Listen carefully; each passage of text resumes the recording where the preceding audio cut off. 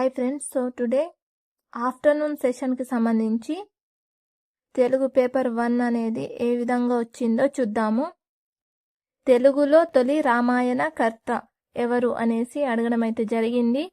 Morning సెషన్లో తెలుగులో తొలి రామాయణం ఏది అని అడగడం జరిగింది. ఆఫ్టర్నూన్ సెషన్లో తెలుగులో తొలి రామాయణ కర్త ఎవరు అనేసి అయితే అడగడం జరిగింది. సో గోన బుద్ధారెడ్డి.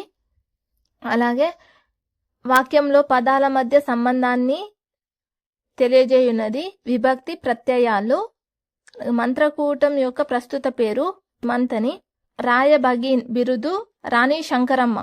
సో రాణి శంకరమ్మ యొక్క బిరుదు రాయబగీన్. తెలుగు నామ సంవత్సరాల గురించి అయితే అడిగారు. 3 తెలుగు నామ సంవత్సరాలు ఇచ్చి ఒకటి భిన్నంగా అయితే ఇవ్వడం జరిగింది. జేలు అనేది కథల సంపుటి. అలాగే చీమలు పెట్టిన పుట్టలు అనే పద్యం అయితే ఇవ్వడం జరిగింది. ప్రతి అను ఆహా అనేవి ఏమవుతాయి అనేసి అయితే అడగడం జరిగింది. అవ్యయాలు అవుతాయి. త్యాగం పదానికి వికృతి పదం అయితే అడిగారు. త్యాగము అనేది అవుతుంది. నానార్థాలు అయితే అడగడం జరిగింది. వినయంకి సంబంధించి పర్యాయ పదాలు అయితే అడిగారు. ఒగ్గు కథ ప్రసిద్ధుడు ఎవరు అనేసి అయితే అడగడం జరిగింది. మిద్దెరాములు. అనునాసికాల గురించి అయితే అడిగారు.